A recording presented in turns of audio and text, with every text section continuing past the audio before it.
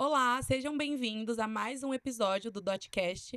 Aqui comigo hoje o Charles, CEO da Dot a Dot, seja bem-vindo. E a Van, COO da Dot a Dot também. Sejam bem-vindos, pessoal. Obrigado. Vamos lá. A ideia para esse episódio é que a gente bata um papo sobre um tema essencial para a qualidade da internet que usamos todos os dias: a manutenção das redes ópticas dos provedores. Como prever problemas antes que eles aconteçam, como otimizar a operação e manter a qualidade do serviço. E para isso, nós contamos com a presença do professor André Abad, seja muito bem-vindo, engenheiro e mestre em telecomunicações pelo Inatel, especialista em redes e líder desse projeto que a gente vai trazer aqui e apresentar para vocês. E também o Josino, engenheiro e mestre em telecomunicações e especialista em redes IP e líder de time no Inatel. Sejam muito bem-vindos. Muito bom ter vocês aqui com a gente. Obrigado. E pra gente começar, eu gostaria que vocês se apresentassem, falassem um pouco sobre vocês, até pro pessoal que tá nos assistindo conhecer um pouquinho mais sobre quem vocês são. Vou começar, gente. Posso começar? Bom, vamos lá. Meu nome é Josino, né? Como acabaram de mencionar aqui. Sou da grande metrópole de Cachoeira de Minas, que é uma cidade vizinha aqui a Santa Rita do Sapucaí. Me formei na Inatel em 2017. Voltei depois, né, para fazer meu mestrado aqui. E logo em sequência comecei a trabalhar com a Abad. Ali no Inatel, né, nós começamos trabalhando com Rede Core, né, Abad? Depois passamos para desenvolvimento de software e agora a gente tem atuado nesse projeto bastante interessante que iremos detalhar mais para vocês aqui ao longo da nossa conversa. Legal, seja bem-vindo. Obrigado. Vamos lá. Boa noite, eu sou o professor André Abad, né? Estou no Inatel há 26 anos como professor, mas sou formado no Inatel há 35 anos. Né? Eu me formei, trabalhei em algumas empresas no mercado e voltei depois de 9 anos. No Inatel eu fiz mestrado em telecomunicações também, mas com foco na área de redes óticas. Né? Trabalho com redes óticas há 31 anos, então tem aí muitos ex-alunos do Inatel no mercado aí que foram meus alunos, né? Uma presente. Inclusive eu. Pegou o poste de madeira na época já. Isso. E é um prazer estar aqui com vocês, né? Participar desse podcast também e falar um pouco mais sobre o nosso projeto. Muito bem. Até cortando um pouco, saindo um pouco do script para variar um pouco, eu queria até que você comentasse para quem está ouvindo a gente o que é o Inatel. Muita gente, quem é de telecom obviamente conhece, do ramo de tecnologia, mas muita gente aí que está ouvindo a gente não conhece ainda propriamente o que é o Inatel. Isso é importante porque o Inatel é uma escola de engenharia. E quando nós pensamos numa escola de engenharia, nós pensamos naquele formato, professor-aluno, às vezes para uma prestação de serviço ou alguma atividade. E o Inatel ele tem um modelo um pouco diferente. Né? A gente gosta de falar que começou realmente lá no começo, lá na origem. Né? O professor José Nogueira Leite, quando criou a fundação em 1965, ele já colocou no projeto inicial que era importante ter um bom relacionamento com o mercado. E o Inatel vem, todos os seus sucessores seguiram com essa mentalidade, né, com essa cultura, né, de ter realmente, né, esse viés empreendedor, de a importância de uma escola privada, que nós não temos recursos, os recursos que nós temos são vindos de órgão de fomento, para alguma pesquisa, tudo, mas recurso direto do governo, né, nós não temos. Então, esse relacionamento com o mercado foi muito importante. Eu até costumo falar que as pessoas às vezes vêm para o Inatel e se surpreendem um pouco quando entram e vê a nossa infraestrutura, né? Não só um campus bonito, mas um campus moderno, né? Com laboratórios muito modernos, com muita tecnologia de ponta, né? Que vem como reflexo disso. Hoje, para se ter uma ideia, somando graduação, que são 7 cursos de engenharia, pós-graduação, lato sensu, mestrado e doutorado, nós temos menos de 2.000 alunos e temos 850 profissionais CLT. Desses, aproximadamente 650 prestam serviço para o mercado. Né? Desenvolvimento de software, desenvolvimento de hardware, temos parceria com várias empresas para desenvolver produtos para empresas, mas também em prestação de serviço, que é nosso segmento aqui é na parte de prestação de serviço. Além disso, ainda tem a parte de treinamento, consultoria e a pesquisa propriamente dita. Né? Então, hoje o Inatel, por exemplo, está à frente das pesquisas de 5G e do 6G, que é a futura rede que nós vamos ter na parte de móvel. Né? Então tem muita coisa. Quando o primeiro sistema de TV digital 100% nacional começou com o Inatel também. Então nós temos uma história muito forte e com esse viés, né, muito forte de relacionamento com o mercado. E aí, só para agora contextualizar e fechar dentro do projeto, O ano passado, o Josino trouxe essa ideia para mim. Falou assim, André, nós temos um problema no mercado, né? As ISPs hoje, eles trabalham praticamente manutenção corretiva. Se nós olharmos, 99% dos casos é manutenção corretiva. Eu estou com uma ideia, né, da gente desenvolver uma ferramenta. Só que nós evoluímos. A ideia dessa ferramenta, ela seria quase que uma manutenção preditiva, ou seja, para analisar o problema e mostrar o problema pela ferramenta. Mas a gente percebeu que o buraco era mais embaixo ainda. A gente precisava de uma manutenção ativa, de fato. Não só ter uma ferramenta que ajudasse a identificar, mas como mostrar como fazer, né? O que fazer com aquela informação. Então nós buscamos aí, nós estamos desenvolvendo essa plataforma de serviços, né? Mas com viés de dar realmente um suporte, não simplesmente mostrar, ó, tá aqui o problema, não, tá aqui o problema, você vai fazer isso. Mas aí a gente vai detalhar um pouco mais ao longo da Já nossa foi um conversa. spoiler, Já né? começou. Exatamente. É um pequeno spoiler, né? Mas é só para saber o tamanho do nosso problema, né? Basta olhar para os nossos postes. Né? Aqui é tranquilo até, em São Paulo Nas é capitais um pouquinho é pior, mil né? vezes Um pouquinho pior. Um pouquinho pior. Professor, você começou explicando mais ou menos o que motivou, mas eu queria que vocês explicassem um pouco mais. O que te motivou a trazer essa ideia para o Abade? Bom, vamos lá. Voltando um pouquinho na linha do tempo, né? O time que nós temos hoje trabalhando conosco, no começo ele trabalhava prestando serviços, né? Principalmente voltados para a rede core. E muitos dos projetos que a gente trabalhava envolviam redes neutras, né? E a gente percebia que as grandes operadoras de redes neutras já tinham dores, né, relacionadas à operação e manutenção da sua infraestrutura. E que muitas vezes, né, os grandes fornecedores focavam em fornecer soluções para os grandes players do mercado. No entanto, os pequenos e os médios players, eles ficavam um pouco de lado, talvez por conta de custo, né, esse tipo de coisa. E teve uma época em que a gente estava com uma demanda um pouco menor e a gente pensou, por que não alocar o nosso time para desenvolver uma solução que democratize o acesso, né, a essas soluções mais sofisticadas para os pequenos e médios ISPs, né? E o Abade, ele comprou a ideia, né? Ele incentivou bastante essa ideia e começamos a trabalhar nela. E hoje a gente está até com um nível bem legal já, eu diria, né, com relação à nossa plataforma. Já está bem funcional, já tem trazido resultados, né, para o nosso parceiro, que é a Vivavox aqui de Santa Rita. E é só o começo, né? Então é basicamente isso aí. Legal, muito bom. Trazendo um pouco o projeto para a prática, como vocês estruturaram o projeto? O que é oferecido aos provedores na prática mesmo? E como a equipe atua para fazer esse suporte? Bom, vamos lá. O projeto hoje ele é estruturado basicamente em duas frentes de atuação, né? A primeira delas é a plataforma, que a gente disponibiliza o acesso para os parceiros que a contratarem. E nós temos uma segunda frente de acesso, que é complementar a plataforma que a gente disponibiliza, que é composta basicamente por uma cesta de serviços que nossa equipe do Inatel vai oferecer para os provedores, né? Então, essa cesta de serviços, ela compreende desde relatórios indicando pontos críticos da rede, a gente indica, né, regiões que sofreram maiores degradações, né, para o provedor de internet saber onde que ele vai atuar. A gente pode, né, atuar na capacitação da equipe de engenharia, na equipe de campo desses provedores, né, dentre outros serviços, né.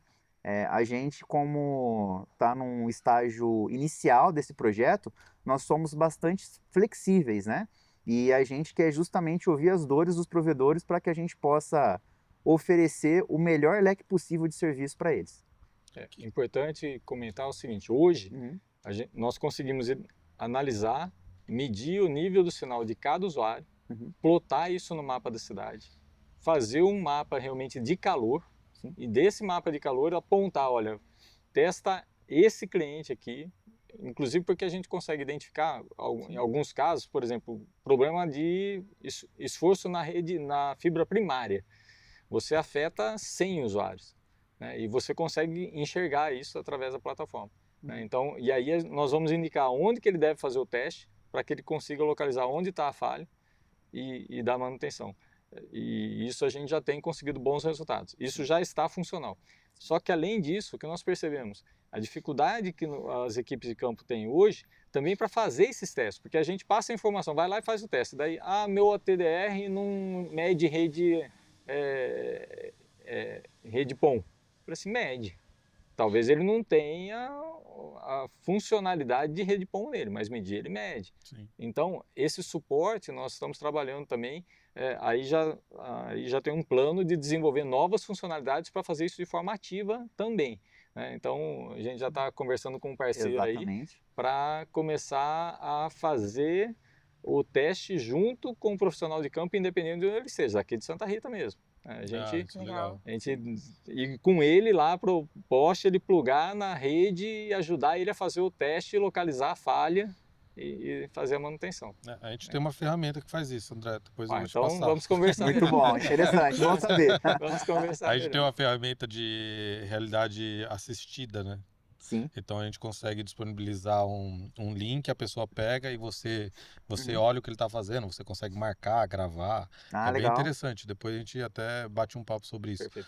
E isso é uma coisa importante, Charles, porque o desenvolvimento é nosso, é o que eu falo, existem plataformas prontas no mercado? Existem, mas são engessadas, porque ele traz de fora e qualquer ajuste de funcionalidade que o cliente precisa vai ser um transtorno. Nossa, ele está já funcional, Sim. mas já com... Quanto está no backlog? 32 funcionalidades? Aumentou um pouquinho, né? Nós tivemos algumas conversas bastante produtivas, né, com parceiros e com a nossa própria equipe recentemente. E ontem, né, na última dele que nós fizemos, a gente tinha 42 funcionalidades em backlog. E porque rede é engraçado, né? Porque Sim. quando você trabalha com fibra ótica, você começa a olhar as degradações por conta de rompimento, coloca Sim. mais uma caixa, aí ou não limpa a fibra direito e faz a fusão mal feita e por aí vai. A ferramenta de vocês identifica tudo isso? Na verdade, são duas coisas. Primeiro, a gente medindo o nível do usuário, a gente já consegue identificar os usuários que estão com o nível do sinal abaixo do esperado. Então, isso já são usuários que precisam ser atuados. Mas, além disso, nós ficamos monitorando a rede o tempo todo e, com isso, o usuário que tem degradação, nós detectamos mesmo que o nível do sinal dele seja bom. Então, a gente consegue gerar, inclusive, plotar no mapa da cidade qual a área que está sendo afetada. Porque isso, de novo, isso pode significar? Um esforço na rede primária, na fibra primária, que não está gerando nenhum problema lá para o usuário final, mas que já está degradando a rede. Ou seja, não está gerando agora, mas vai gerar daqui uma semana.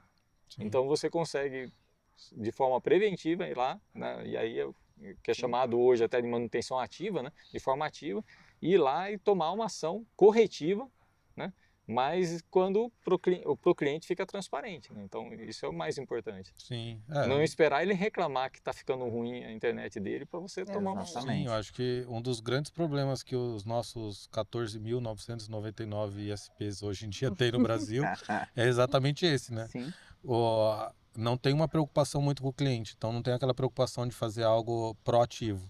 Então Sim. sempre, rompeu, aí vai lá resolver.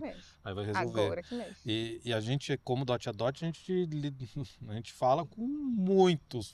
Com os 14 mil. Com os 14 mil, acho. Tem isso.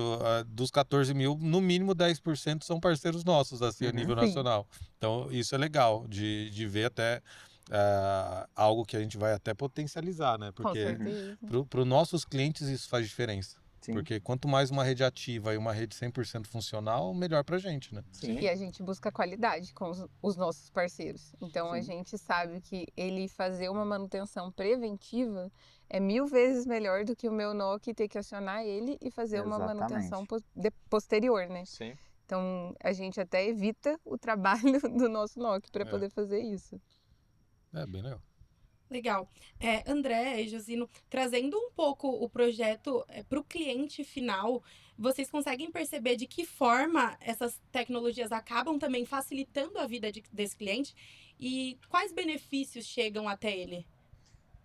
Bom, para o cliente final, eu diria que o maior benefício que ele vai ter é que agora ele não vai precisar mais pegar o telefone e ligar para o provedor reclamando da qualidade da conexão dele, né? Eu imagino que é muito frustrante você estar no final de semana assistindo um streaming e começa a travar o seu vídeo, ou você está trabalhando em home office, você está em uma reunião importante e quando vê a sua conexão cai. Isso é frustrante, isso é ruim para a gente, causa uma experiência ruim e obviamente que isso mina a confiança no provedor de internet que a gente contrata. A partir do momento que o provedor começa a atuar de uma forma proativa com relação às intervenções que devem ser feitas na rede, ele aumenta, obviamente, a confiança que o seu cliente vai ter nele, porque essas instabilidades, esses problemas, muitas vezes eles já vão ser tratados antes mesmo que eles ocorram, né? Então esse é o nosso objetivo principal. É importante ressaltar que nós temos dois tipos de problema na rede, né? Sim. O primeiro é rompimento do cabo. Esse não tem solução, infelizmente, aí a manutenção é corretiva mesmo, tem que ir lá. Mas muitas vezes, e aí está o problema maior que nós temos hoje, né? Quando eu falei, olha para o nosso poste, né? É um trabalhando e estrangulando o cabo do outro o tempo todo. E isso, essa atenuação em cima do poste para a ISP detectar esse problema, né? Para o provedor detectar esse problema, onde está o problema, não é uma tarefa fácil.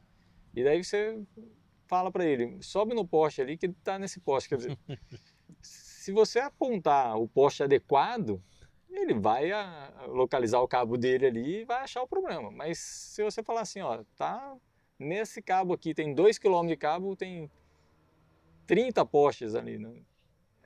Sim, e é o que acontecia muito antigamente, né? Que antigamente você pegava, a fibra tá degradada. Aí o cara ficava, putz, tem 2 km de uma caixa a outra. Troca o cabo inteiro. E ia lá, trocava o cabo inteiro. Muitas vezes ainda nem tirava o cabo anterior. Aumenta Lançava mais outro, ainda o problema Só no um por poste. cima do aumentava um outro. por cima do outro. Ou espina, ficava pior ainda. Aham. E assim né? vai, né? Exatamente. Então, Josino, considerando que você está à frente da parte técnica desse projeto, quais são as tecnologias e conhecimentos por trás dessa gestão mais inteligente da rede? Bom, de cara eu posso falar que é um projeto que está complexo, né? E que é multidisciplinar, né? A base desse projeto, né, conforme a gente já tem falado aqui ao longo da nossa conversa, reside em engenharia de software, né? Então, hoje nós demandamos os profissionais que trabalham com a gente lá conhecimentos em Python, em Postgre, em MongoDB. A gente demanda conhecimentos em Angular, principalmente para deixar o front-end bonitinho, né? Dentre outras que a gente pretende, né, incluir no repertório de linguagens da ferramenta em breve. Além do mais, né, somente codar não é suficiente. A gente tem que obter informações das OLTs, das ONTs e de outras plataformas, né, do provedor. Então aí entram tecnologias que são baseadas em protocolos de telecomunicações, como SNMP, TR-069, TR-369, né, e afins. Além do mais, somente as informações dos equipamentos não são suficientes. Então a gente tem que extrair informações, né, como dados cadastrais, né, dos assinantes do provedor. Aí demanda novamente conhecimentos de APIs, principalmente as RESTful, HTTPS, por conta de criptografia de segurança, por serem dados sensíveis. E por fim, vem a engenharia de telecomunicações para consolidar todas essas informações, né? Porque os dados por si só não dizem muita coisa. Aí nós aqui na área de telecomunicações, nós cruzamos todos esses dados para que a gente possa gerar insights inteligentes a partir deles. E a ferramenta no sentido do provedor. A gente sabe as dificuldades que eles têm de manutenção, de fazer aquela manutenção preventiva. Uhum. Ela ajuda, porque assim, eu vi a palestra de vocês sobre a ferramenta, então eu conheço um pouquinho. Não muito, né, claro. Mas eu vi a reclamação dos provedores e eu queria que vocês contassem esse lado deles, porque eles falaram algumas dificuldades que eles têm, que a ferramenta facilitou muito a vida deles. Perfeito. eu penso que a maior dificuldade que os provedores têm hoje está principalmente no nível técnico da equipe de campo, que infelizmente é realmente muito baixo. Quando você tem um técnico formado realmente como técnico, ainda você tem um profissional razoável, mas a grande maioria nem técnico não é, né? É um profissional que foi formado ali sem a base, né, da tecnologia, né? E daí você colocar um OTDR na mão dele, pedir para ele fazer um teste, para fazer uma análise daquela curva, analisar aquele problema, olhar no mapa, é é um contexto complexo para a realidade dele, né? E mesmo quando nós pegamos técnicos e engenheiros, nós vemos que ainda, dependendo da formação e de quão bom foi esse treinamento, ele continua tendo dificuldade. Então, por isso que nós enxergamos que não adianta entregar uma plataforma, né? Entregar uma plataforma e mostrar, olha, tem um problema aqui. Se você mostrar isso para ele não souber como resolver esse problema, e a solução daí que ele vai buscar talvez seja passar outro cabo, que Sim. muitas vezes é o que acontecia, não resolveu o problema. Quer dizer, pode resolver, mas com custo muito alto, né? Então você vai... Várias coisas que acontecem, né? Nós vamos reduzir visita improdutiva, vamos reduzir insatisfação do cliente, como falamos. Se não chegar a gerar problema no cliente, né? Esse cliente vai ficar satisfeito, porque a hora que ele está ficando insatisfeito a ponto de reclamar, a chance dele já estar assinando um contrato com seu concorrente é grande. Então, é reduzir a evasão de cliente, reduzir visita improdutiva, melhorar a qualidade da sua equipe. Por isso que nós queremos dar um suporte. O suporte com a equipe de campo, a ideia é que ele seja online, de tal forma que o técnico vai estar tendo suporte ao mesmo tempo um treinamento hands-on, porque ele está fazendo no junto. quente ainda, né? Se ele for esperto, ele vai aprender a fazer e vai ficar independente. E tá legal, é para isso mesmo. E é bom que diminui o suporte para vocês, né? Exato. certeza. Então, se for um profissional interessado, ele vai aprender e vai ganhar autonomia, né? Mas enquanto ele não tiver autonomia, nós vamos dar o suporte para ele. Sim. Legal. Você dividiu com a gente agora um pouco dos benefícios, né, que eles terão utilizando a ferramenta, mas eu gostaria também de trazer um pouco, mais uma vez, a experiência do cliente final. Olhando para o cliente final, quais benefícios eles vão ter? O que vai mudar e facilitar na vida deles no dia a dia, enfim? O principal é aumentar a disponibilidade do serviço, né? Sim. Quer dizer, ter o serviço disponível, o ideal é 100% do tempo funcionando. Se ele contratou 1 giga, é 100% do tempo funcionando com 1 giga. Mas se não for 100% do tempo, que seja só a hora que o caminhão bateu no poste mesmo e derrubou o poste, que arrebentou o cabo dele. Daí não tem como, né, ser só nesse caso a interrupção, né? Não ocorrer porque simplesmente um cabo estava mal acomodado no poste, porque o outro foi fazer o serviço e estrangulou o cabo dele, né? A gente ter condições de identificar esses problemas com antecedência, solucionar o problema e o cliente nem percebeu que o problema existe, né? Sim. Isso é satisfação para o cliente. Sim. Eu diria que satisfação para o nosso cliente é ele não perceber que a gente existe, né? Ele assiste a televisão Com dele e certeza. esquece que está a internet rodando por trás, né? Exatamente. Vê o vídeo dele ou outra coisa assim. Com certeza. Legal. Direcionando então o nosso bate-papo para o futuro, e aí, olhando, obviamente, para o futuro da conectividade, como vocês enxergam a evolução das redes e o papel dos provedores regionais nesse cenário? Bom, eu diria que hoje, né, tudo que a gente tem em termos de serviço, tudo que a gente vislumbra para o futuro é baseado em uma rede composta por fibras óticas, né? E eu diria que os provedores, principalmente os pequenos e os regionais, de fato, eles têm um protagonismo muito grande nisso, porque são esses provedores que levam conectividade para onde as grandes operadoras não se interessam em levar, né? Pensando no futuro, eu acredito que o futuro vai residir principalmente na disponibilidade do serviço, né? A gente conversa com alguns parceiros, algum deles proprietários de provedores, e hoje a dificuldade não é disponibilizar a largura de banda. Hoje, para que você retenha o cliente, né, você tem que ter disponibilidade. E no futuro, para que os provedores tenham disponibilidade, a gente vê que vai ser necessário investimento em automação, em capacitação da equipe, né, e em plataformas para que eles possam gerir de uma forma proativa a rede. E é nessa linha que a gente tem trabalhado, para que a gente prepare os provedores para o futuro. E a gente vê muito isso.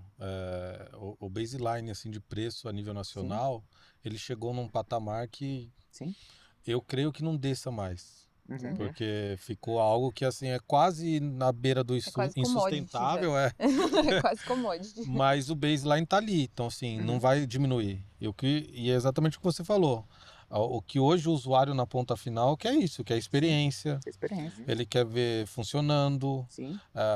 se é rápido, se não é, se ele vai acessar um site, acessa o site. Então, ele quer também uma experiência na entrega, né? Então ele quer que o técnico saiba o que está fazendo, que é muito o que Sim. o Ed falou. A gente lida muito com o técnico e o quê? 60, 40? Por aí. Por aí, né? 60, 40, assim. 40% sabe muito bem o que está Sim. fazendo, 60 não. 60 não. Sim. Então até que tá Pois bom. é.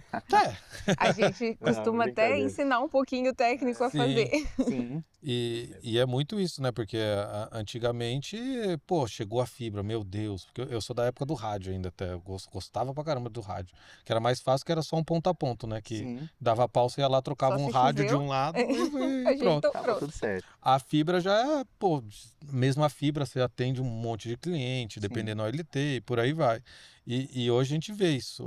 E esse ano a gente fala muito de experiência, a Laís sempre provoca isso, porque esse ano é o que a gente quer trazer para o nosso cliente, a experiência. Então, quando o time da Vanessa vai fazer contratação, conversar com nossos parceiros, é algo que ela coloca muito em xeque. Então, assim, é a experiência que o provedor, que o ISP na ponta final vai dar para o meu cliente lá. Porque no final é ele que está tratando com o meu cliente. Uhum. Então eu trato aqui em âmbito comercial, administrativamente, mas na ponta é o técnico que vai atender. Então a gente Sim. tem uma preocupação bem grande dos fornecedores que atendem de uma forma muito boa e que a rede seja estável, que é Sim. justamente não dê esse monte de trabalho que dá pra gente. E a Exatamente. gente busca muito a qualidade do nosso parceiro final. Qualidade do técnico, qualidade da rede deles. Então, é algo que a gente mede. O nosso cliente hoje, ele vê essa rede como um ponto muito importante para ele, a gente entende isso. E a gente tenta passar isso pro provedor na ponta final. Uhum. Então, a gente tem parceiros que a gente já conhece, que a gente sabe que tem uma rede de qualidade. E eu tenho certeza que os parceiros que tiverem essa preocupação em ter uma rede de qualidade, em ter uma entrega proativa, e manter o link sempre funcional e sempre entregando com qualidade para o nosso cliente, vai fazer a diferença.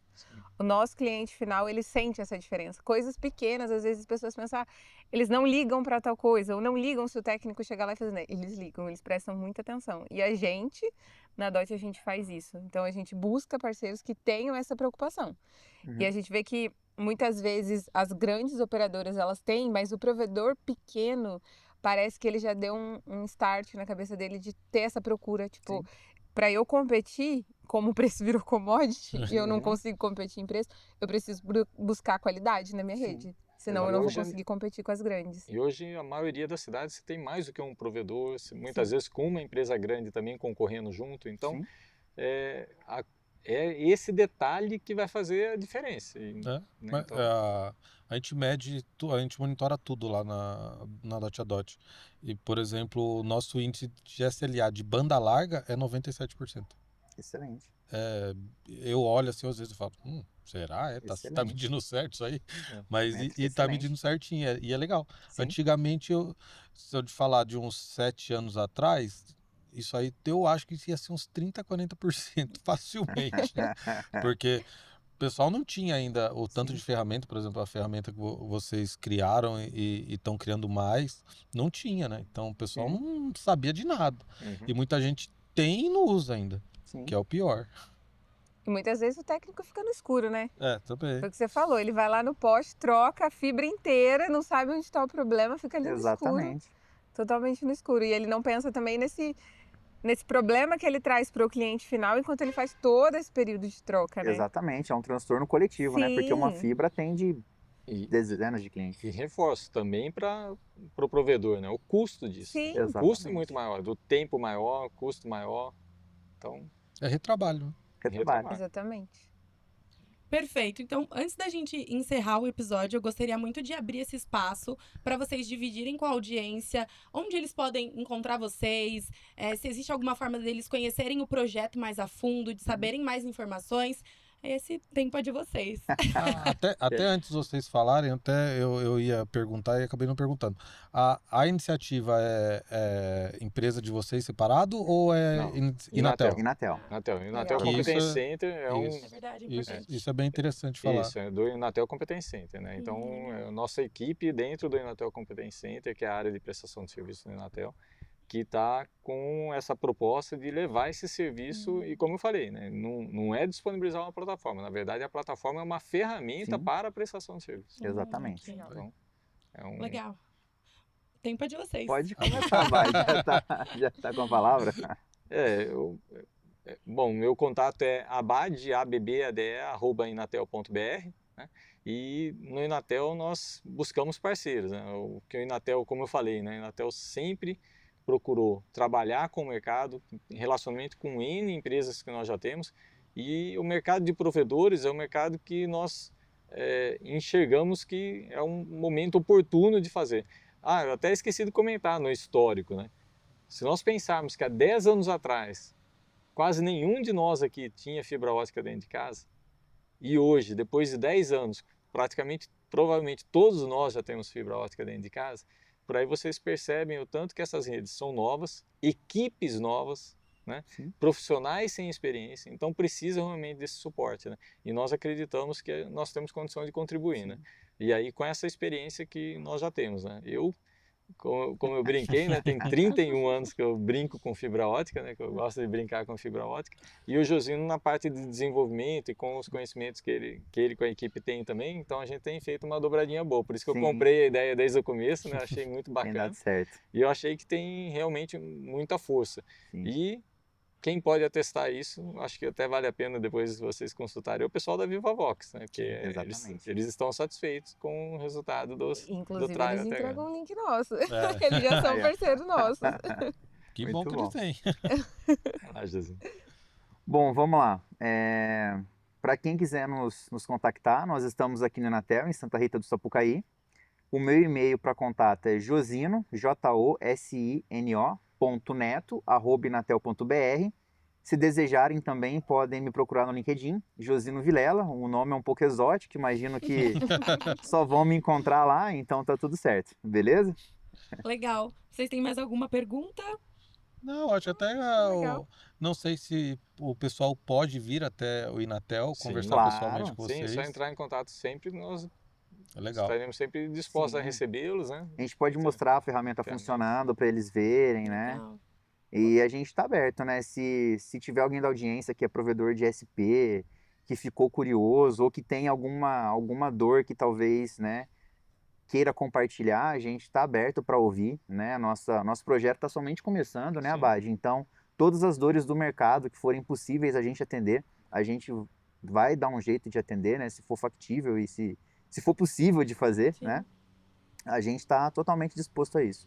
Legal. Ok, então, muito obrigada pela participação de vocês. Obrigada pelo tempo de vocês, inclusive. Imagina.